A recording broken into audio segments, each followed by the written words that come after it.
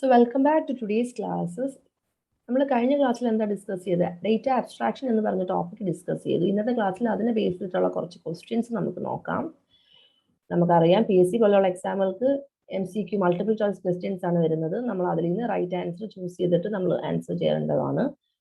Concept നന്നായിട്ട് അറിഞ്ഞിരുന്നെങ്കിൽ മാത്രം നമുക്ക് ആൻസർ ചെയ്യാൻ പറ്റുള്ളൂ അല്ലേ? അപ്പം നമുക്ക് എങ്ങനെയാണ് അബ്സ്ട്രാക്ട് ക്ലാസ്സിൽ വരുന്ന ക്വസ്റ്റ്യൻസ് എങ്ങനെയാണെന്ന് നമുക്ക് ഡിസ്കസ് ചെയ്യാം.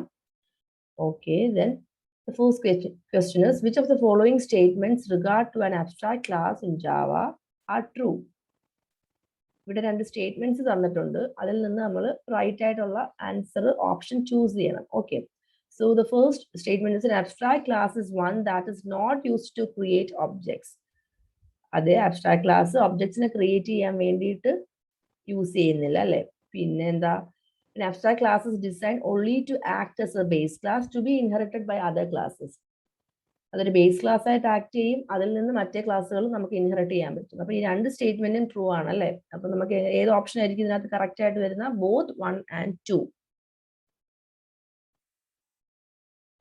So answer will be option 4. Okay.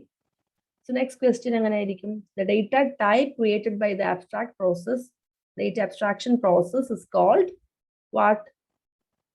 Data type, abstract data type ആണ് നമുക്ക് ഓൾറെഡി അറിയാം, നമ്മൾ കഴിഞ്ഞ ക്ലാസ്സിൽ ഡിസ്കസ് ചെയ്തതാണ്. അപ്പൊ answer will be C. Next, the data hiding is taken care by abstraction, encapsulation, modularity, inheritance. So abstraction ആയിരിക്കും answer. Answer A. Which of the following is not a correct statement? ഇങ്ങനെയുള്ള questions ആണ് നമ്മളെ കുറച്ചുകൂടെ confusing ആക്കുന്നത്. അപ്പം statements നല്ല proper ആയിട്ട് വായിക്കുക. കൺസെപ്റ്റ് എന്താണെന്ന് മനസ്സിലാക്കിയെങ്കിൽ മാത്രമേ ഈ സ്റ്റേറ്റ്മെന്റ് വായിക്കുമ്പോൾ നമുക്ക് ഐഡിയ കിട്ടത്തുള്ളൂ. Okay, so the first statement is, every class containing abstract method must be declared abstract. Abstract class can directly be initiated with new operator. Abstract class can be initiated. അത് correct ആണ്. Abstract class does not contain any definition of implementation. അപ്പം ACD നമുക്ക് correct ആണ്. But ഇത് നോക്കിക്കേ, abstract class can directly be initiated with new operator. ഇല്ല, abstract class നമ്മൾ abstract class ആയിട്ട് ഡിക്ലെയർ ചെയ്തിട്ട് നമ്മൾ ബേസ് ക്ലാസ്സിലാണ് നമ്മൾ ഇനിഷ്യേറ്റ് ചെയ്യുന്നത് അല്ലേ? അപ്പം ഈ ആൻസർ റോങ് ആണ്. അപ്പം answer B. Okay, next question, which of the following is or are correct with reference to abstract class and interface? നമ്മൾ ഇന്റർഫേസും അബ്സ്ട്രാക്ട് ക്ലാസ്സും ആണ് ലാസ്റ്റ് ക്ലാസ്സിൽ ഡിസ്കസ് ചെയ്തത്. ഓപ്ഷൻസ് തന്നിട്ടുണ്ട്, സ്റ്റേറ്റ്മെന്റ്സ് തന്നിട്ടുണ്ട്. A class can inherit only one abstract class but inherit several interfaces. അല്ലെ, interface നമ്മൾ several ഇന്റർഫേസിന് inherit ചെയ്യുന്നതായിട്ട് നമ്മൾ കഴിഞ്ഞ ക്ലാസ്സിൽ കണ്ടു. An abstract class can provide complete and default code but an interface has no code. A and B true ആണോ?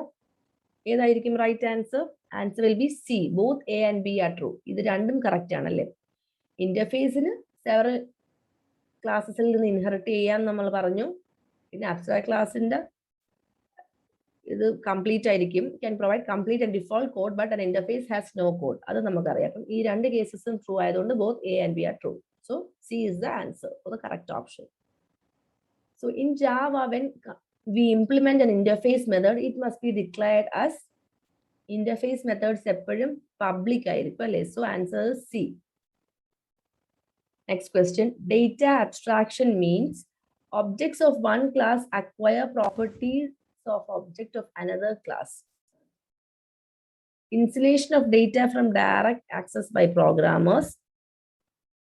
Code associated with a procedure's call is known until runtime.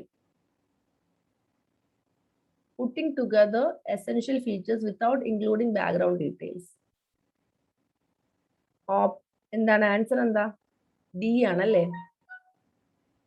Essential features എല്ലാം ആ ക്ലാസ്സിനകത്ത് കൊടുത്തിരിക്കും, പക്ഷെ background details അല്ലെങ്കിൽ implementation details കാണത്തില്ല. അതുകൊണ്ടാണ് ഇതിന്റെ answer D ആയിട്ട് വരുന്നത്. ഡേറ്റ അബ്സ്ട്രാക്ഷൻ മീൻസ് ആ കൺസെപ്റ്റ്. ബാക്കിയൊന്നും നമുക്ക് ട്രൂ ആയിട്ട് അസ്യൂം ചെയ്യാൻ പറ്റത്തില്ല. So the last option D will be the correct answer.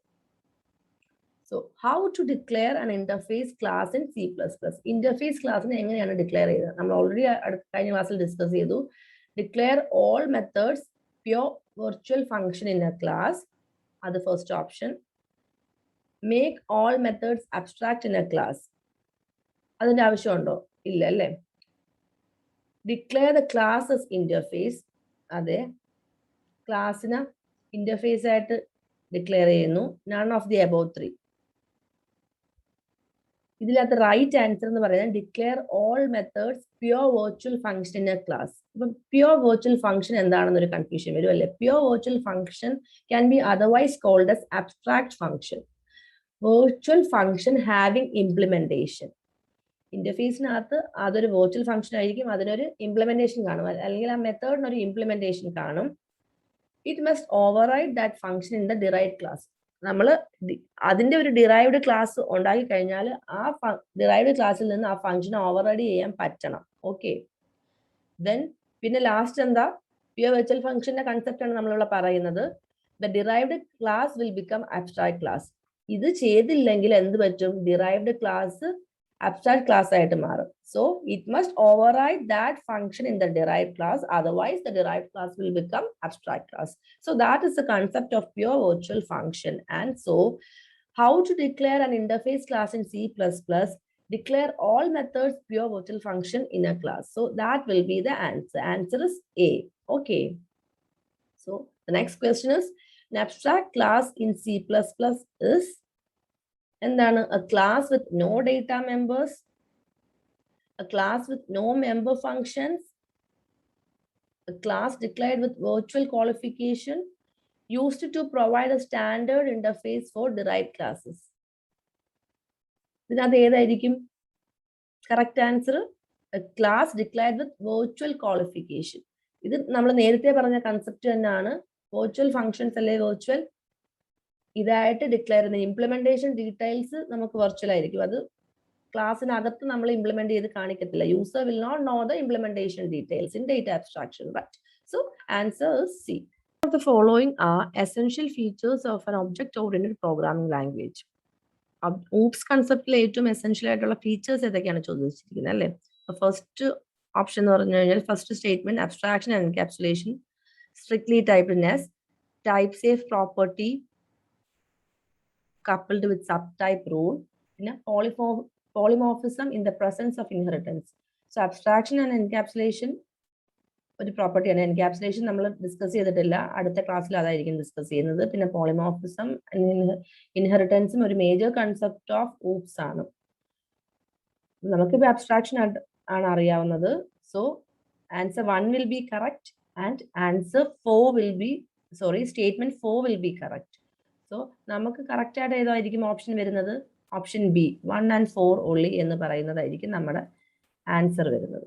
Okay, so option B, which is the true statement, 1 and 4 only. Abstraction and encapsulation, also polymorphism in the presence of inheritance. These are the essential features of an object-oriented programming language. Okay.